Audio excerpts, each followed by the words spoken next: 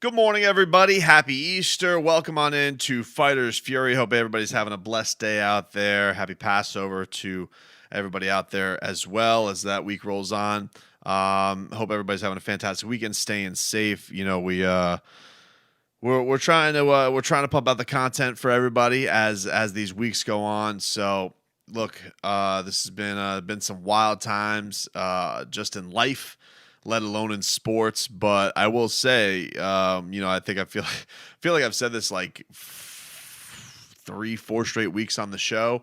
Has been it's been weird, fun, all that wrapped into it, that the UFC has had such a unique role in this time of sports because they've been trying to keep things going.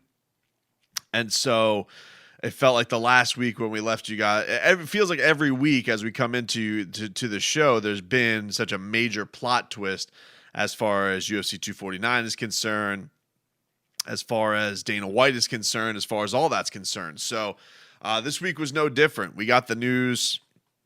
It was such a weird week. You know, there was like a week that we had to like recap within the show. And last week it was all dealing with Khabib Nurmagomedov being off the card and who they were going to replace him with and how sure Dana White was going to be that they were going to replace him and that there was still going to be a show, even though I thought that was the whole point of having UFC 249 in the first place, because they had postponed other cards. But this one, they were so certain they were going to make it happen because this was a fan that fight fans have been waiting for.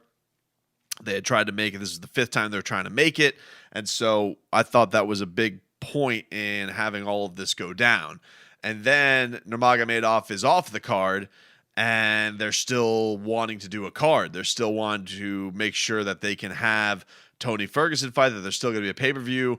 It was important to the company president to still be active and all of that stuff. And so it went from Nurmagomedov, Tony is a must-have, to just the UFC, and this pay-per-view was a must-have and a must-happen. And so it turned, so it turned into Tony Ferguson versus Justin Gaethje.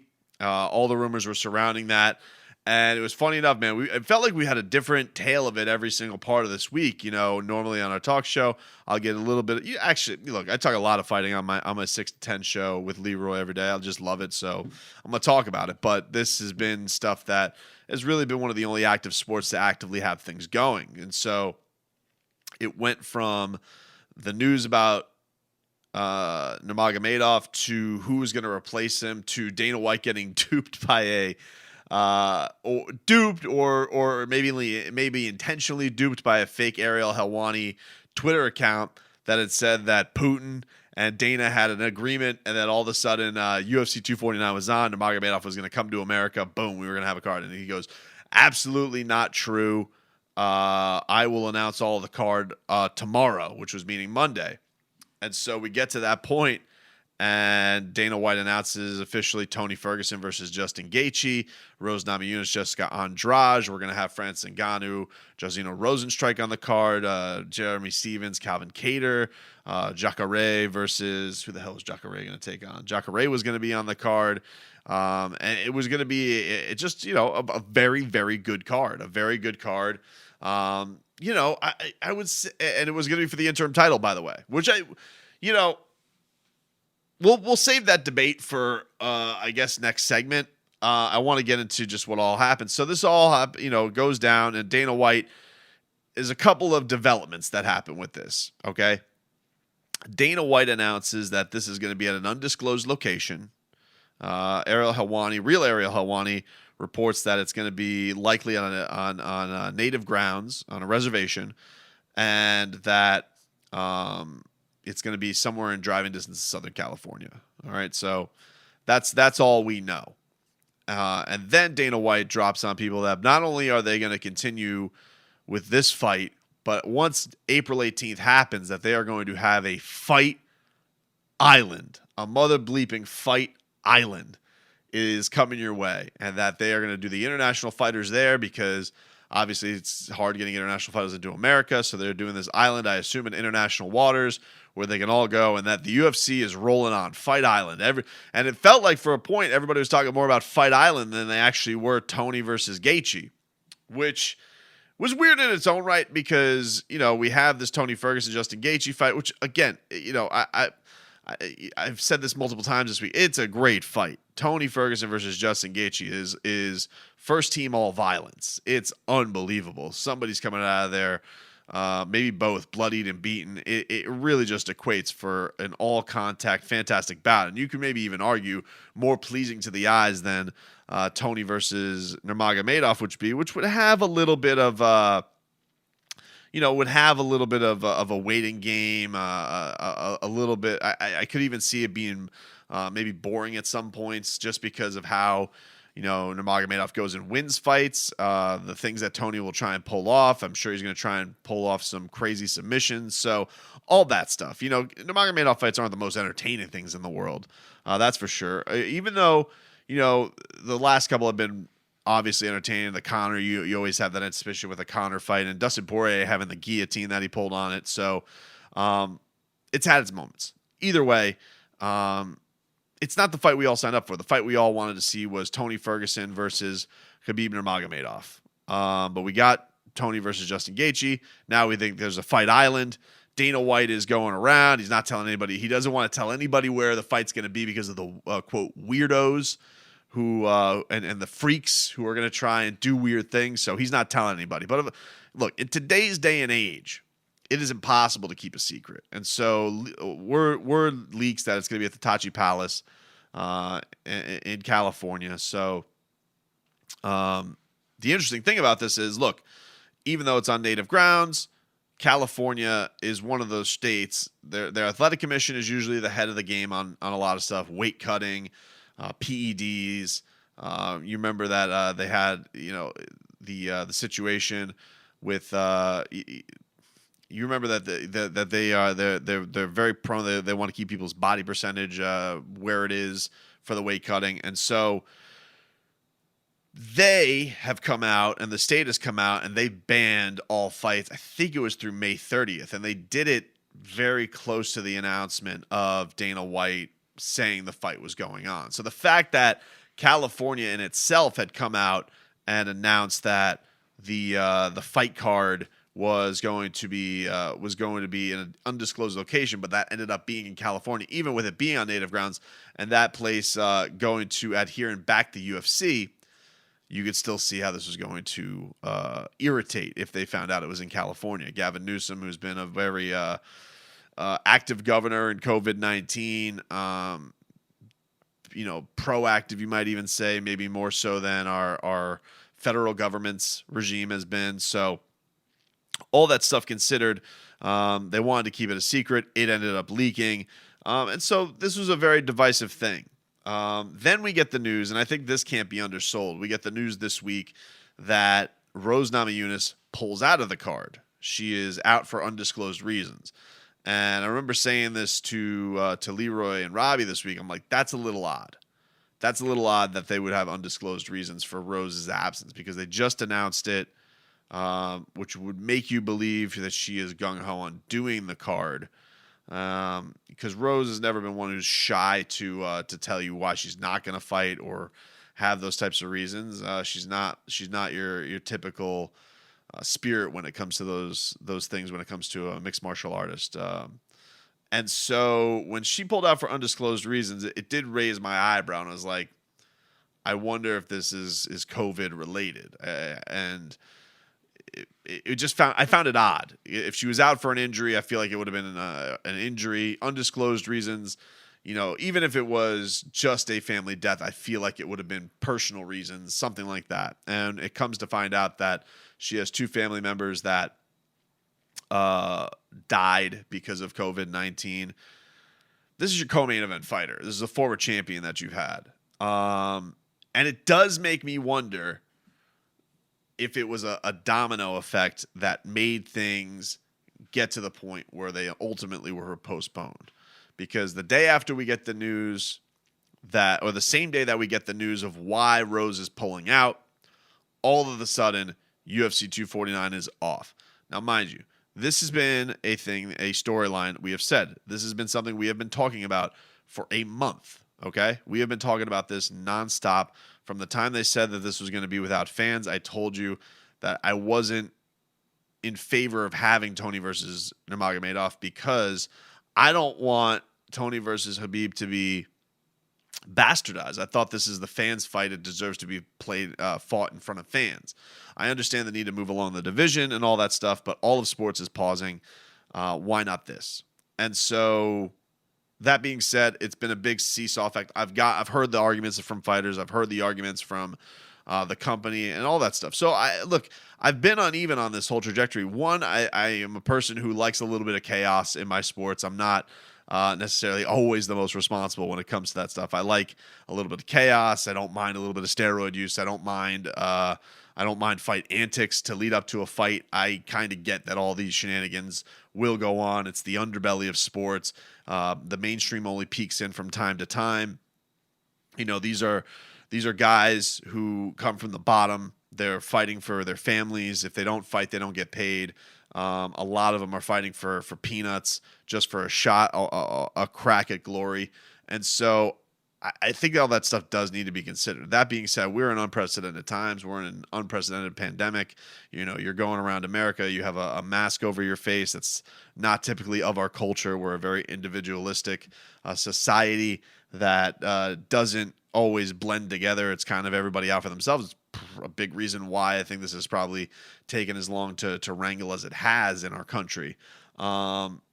So I've been uneven on it. I've gone from didn't want Tony versus Nurmagomedov, then hearing Tony Ferguson and his side saying that he wants to be a symbol for something. Getting behind that, I love the idea of Fight Island. I just think that's hilarious. How gung-ho Dana is to fight on Fight Island. So it's been a roller coaster. It's been a roller coaster, and I don't think it's anything wrong to be a little bit on the fence with this as far as why you shouldn't have it and the arguments to why you should. That being said, you probably thought it was always going to lead to this part where something was going to happen. This has been such a branched out pandemic that has touched so many parts of the world. With 600 fighters on the roster, it was kind of only natural that it was going to affect somebody directly. It just happened to be that it was your co-main event fighter, a former champion, I think one of your most recognizable fighters, certainly one of your most recognizable women fighters that you have in Rose. So all of the sudden, Dana White gets a call from Disney to stand down, and reportedly that call came from the governor. It's a couple things for me. One, Disney knew about all of this stuff. They know that they have a partner in Dana White who's a bit of a rebel. They knew that putting forth all of this stuff was a bit dicey, and I just find it odd that we got to the point of the week where Dana announces the card. Dana is publicizing the card on Disney. So you're telling me, even they said it was undisclosed location. You're telling me the governor isn't going to find out about that until a certain point.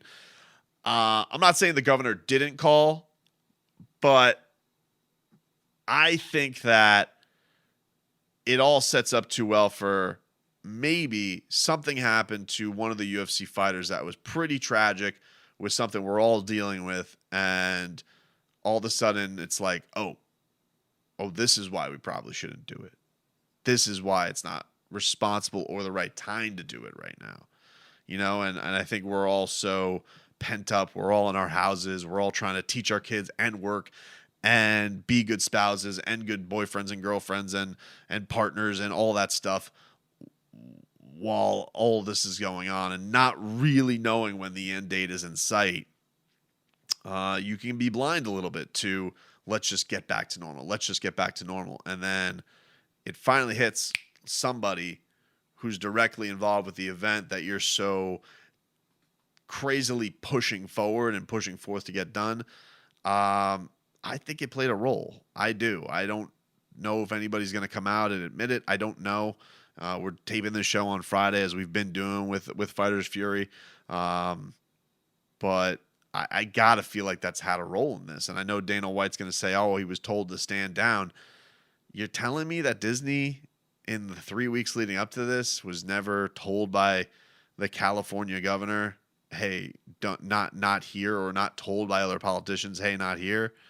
I got a hard time believing that. So I'm not saying it didn't happen, and I'm not saying that Gavin Newsom didn't call up Disney to make Dana White stop. I just think that it became a little bit. I think it became a little bit more responsible to stop when you had that storyline. Because how is it not going to be a storyline? How is it not going to be something in the lead? And Dana White goes on Get Up. Dana White goes on First Take. Dana White goes on Dan Le Batard's show. He's promoting the hell out of his card. He's talking about Fight Island, and then all of a sudden somebody brings up, "Hey, didn't your co-main event fighter drop out of this because they had multiple family members die from this? Like, do you really think this is the most responsible thing in the world?" It's just, how do you answer that and just say, "Yeah, but we have to get back to normal"? I just don't know. Dana White's a smart guy, and he's an ambitious guy, and certainly is used to going against the grain with this stuff. And Lord knows he wanted to make it seem like he was the toughest of the tough when this all went. I mean, he was in that interview with Brett, was like, "We could go. We could go. I'm being told to stand down." Well, it's like, bro, you either go or you're the rebel and you can go through with it, or you don't. And while while you have a partnership with ESPN and the partnership has been good, they have a partnership with you too, and they know who they've gotten in bed with. ESPN has been, it's not the first time ESPN has been has partnered with a league, and the league has had say. Normally, see, it's funny because normally the way this works is, let's say, for example, the NFL. Remember the show Playmakers? Does everybody remember the show Playmakers on ESPN? I really enjoyed it. It was an entertaining as hell show, over the top as hell, but it was pretty damn entertaining. It was about the underbelly of pro football, and I feel like I'm using underbelly a bunch of times. I think it's just because my belly's getting big in this quarantine. Either way, it was about like just like the gross part of football, and the NFL put a stop to it immediately. You think to the Dan Le Batard, getting into it with MLB commissioner. Normally, the league is going to call and get pissed at Dan for that. Those types of things. When the commissioners get called out, typically it's the leagues who go towards the television networks and say, "Hey, bro, what's the deal? I thought we were partners." And I'm not saying there's not times where ESPN will swing its deal and say that. But I find it hard to believe that Dana White, swashbuckling Dana White, is all of a sudden going to just bend to the whim of the mouse. I feel like he kind of wanted to find a way out, if I could be so blunt. I think Dana White was looking for a way out. This opened the door for that. It was the right door to go through. I think it's the responsible door to go through. But when you're when you're middle fingers at everybody all the time, and you've gotten in so deep that you're talking about having a damn fight island like this is mother effing Mortal Kombat, this opened, I think, the door. And so we don't have UFC 249. I don't know when we'll have UFC. We'll get into a little bit of that because we've gone long, certainly this first segment. But we'll continue on. We'll talk about the fallout of UFC 249. Where does this leave the lightweight division now that Justin Gaethje, assumingly, is now out of the title picture? Does he go right back to Conor? Tony Khabib, when does that happen? Does Tony want to get back to action as soon as possible? All this and more. Fighters Fury back after Welcome back, everybody. It is Fighters Fury here on 790 The Ticket. Tobin here with you live from the garage studio. Hope everybody's doing great. So diving off of UFC 249 a little bit, because I feel like we did everything. We did a long first segment, kind of hit everything from there. The only other thing we haven't touched on, Dana White swears Fight Island is a thing. Swears it's a thing. He knows that that's the one thing about Dana. Like, he knows that he found something that people really, really dig because of, he's a guy who loves internet memes, all that type of stuff. Who doesn't? But he's like, you don't have a commissioner actually actively out there who's putting memes and stuff like that. Fight Island, all the Dana White photoshopped is like Dr. Evil and Enter the Dragon and Mortal Kombat. He digs that stuff. So now he's going to make Fight Island. Even when things are back to normal, Fight Island's going to be a thing. Trust. That's how it's going to be. But we have a situation with, the one thing that will be interesting though, if I could deviate real quick, and I want to get into some of the fallout from this, but I think that one thing that'll be interesting is, I wonder if the UFC will deviate at all from state commissions, because they're their own company. They've always kind of just adopted the Nevada State Athletic Commission and sanctions and all this stuff. And, you wonder if they'll start doing more stuff independently. It's, maybe, do something like the NFL and NBA, maybe get themselves like a referees association, something like that they could come up with a deal. The judging, they could definitely tweak the judging system and the scoring system a little bit. I do think that relying on all these governments and these sanctioning bodies when the UFC wants to be such a rebel, it makes you wonder if the UFC is going to go into these types of things and want to rely upon so many other people to get things done. I don't know if that's the case. It's just it made me wonder just because of how much frustration Dana White emphasized through all this stuff. So getting to the fallout from this, so we're going to be in a situation now where Khabib Nurmagomedov, he is not only going to be off for this card, but now he has Ramadan, which is going to start in, I think, 2 weeks. I think the 23rd is when it starts. So that's a month. And you would imagine he needs some time to build himself up. I'll tell you the thing that was interesting this week. We had John Anik on for the first time. That dude's taken a big. I think he's taken a big leap as a play-by-play guy. A lot of people were upset when Mike Goldberg was let go. I liked that crew, him and Joe Rogan. That just felt like the UFC. That was warmth. And I'm not always eager to embrace a new voice. This is no disrespect intended, but I've had a hard time grasping the Marlins without Rich Waltz and Tommy Hutton, but especially Rich Waltz. I thought just Rich Waltz was really, really good, and he sneakily was just here for a very, very long time. And Tommy Hutton, that's my childhood. I love that partnership. That broadcast crew of Tommy Hutton and Rich Waltz, I think was probably my favorite, even more than Eric and Tony. I love Eric Green, and I love John Crotty too. I don't hear them as much because I've been covering basketball games this year, but I think the world of John Crotty. But my point being is, it's not easy to embrace. I could just, as a consumer of sports, I can tell you, it's not an easy place to embrace new voices. And though John was not, John was doing cards, he wasn't. It's not like he dropped out of the sky. I just feel like the leap he's taken as a broadcaster, he's gotten really good. But it was the first time we ever had him on the show, and he was really, really good. But one of the things I did ask him, because we were having him, and I know it was an odd thing to put him through and talk with him, because he is broadcasting for something that was being highly criticized at the time. Now, mind you, I had him on the day after it was announced they're doing the card. They announced Gaethje versus Ferguson. So in his mind, the card is going on.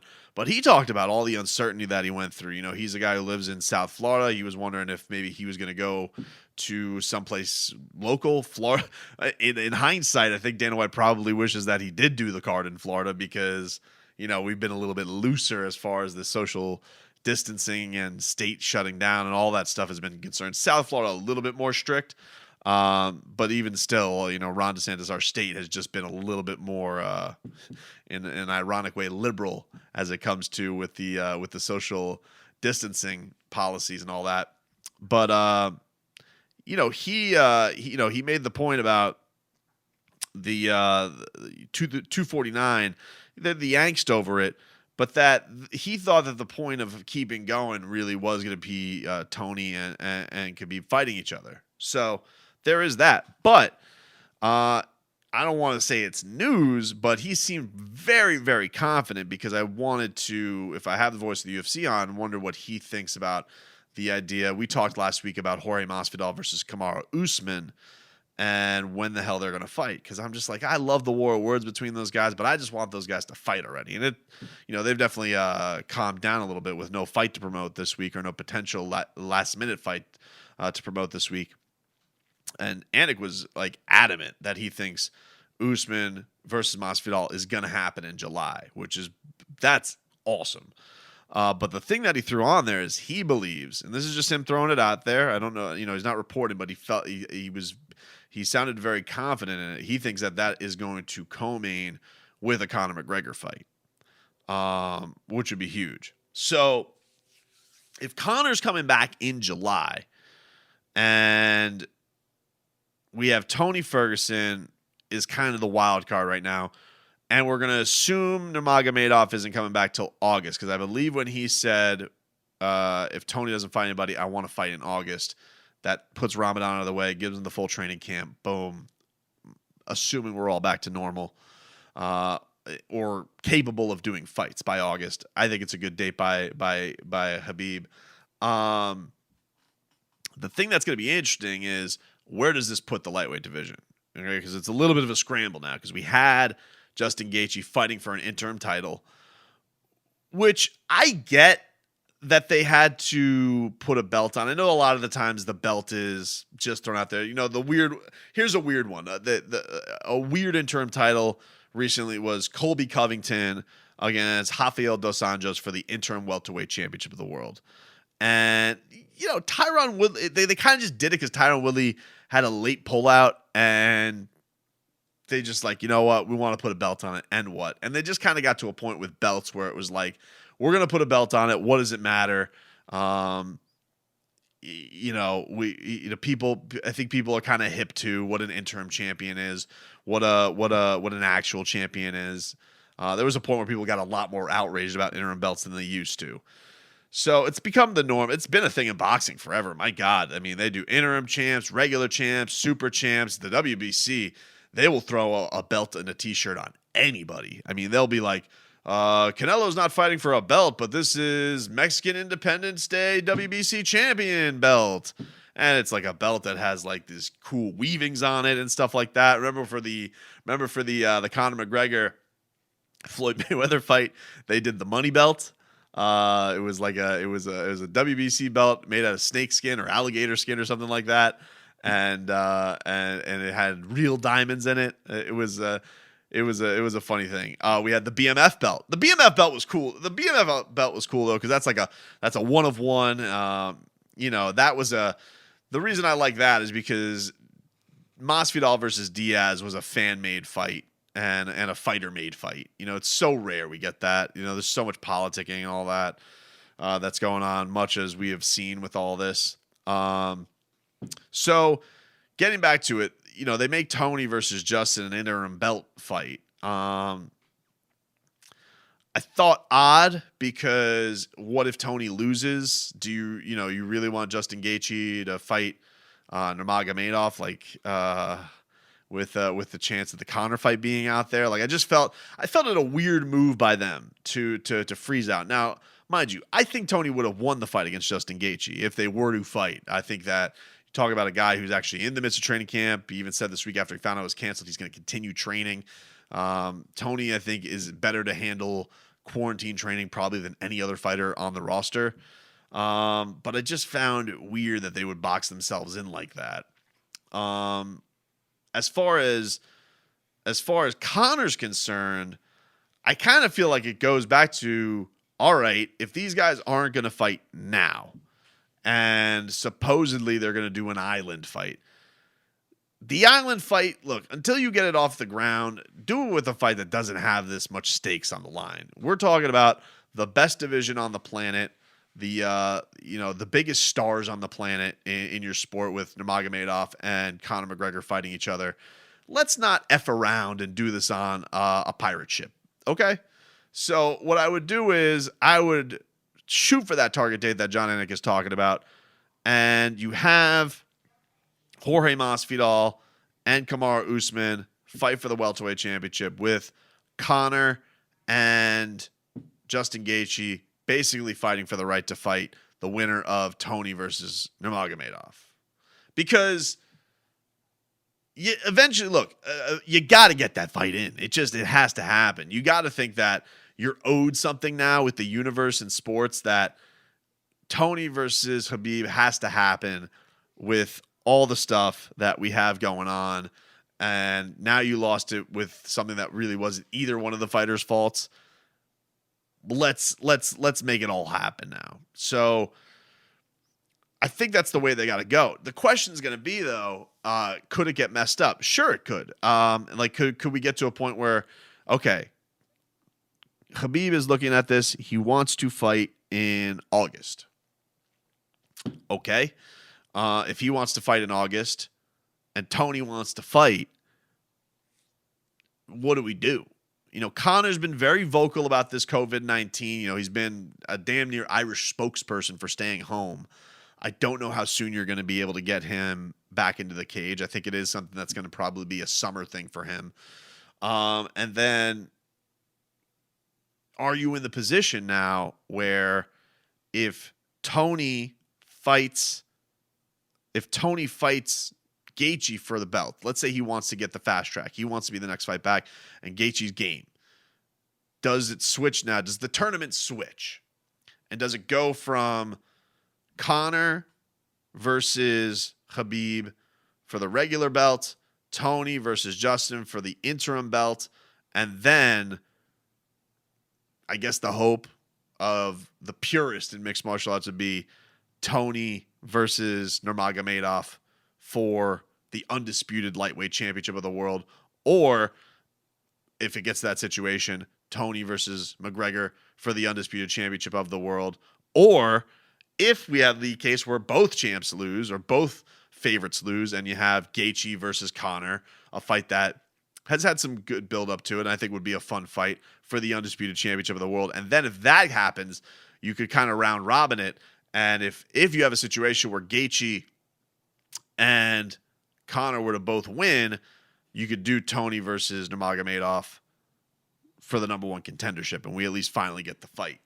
Now, it's not going to be what it was because it's almost like a Deontay Wilder, Anthony Joshua situation. You don't have that peak fight with two guys who are on unbelievable win streaks, and you have no doubt about who the best lightweight in the world is, because at that point in my situation, they would have lost. So it's not the same, but I think it's special enough of a fight to and holds a near and dear place to a lot of MMA fans' hearts that they would still love it tremendously. And plus, in my situation, you have Conor McGregor atop the lightweight division again, which I think is just good for everybody. Everybody's gunning for Conor, and that's just good for business. That's just good for business. And I don't even, I think the scenarios that I've given you and watching what I saw the first time McGregor fought Nurmagomedov, I don't think that Conor is going to win that fight. But I'm just saying it is fighting, and you can't say that he won't win that fight. You can't just completely dismiss it. So lightweight's in a weird spot, man. It is for sure in a weird spot. We're back with more on Fighters Fury after this.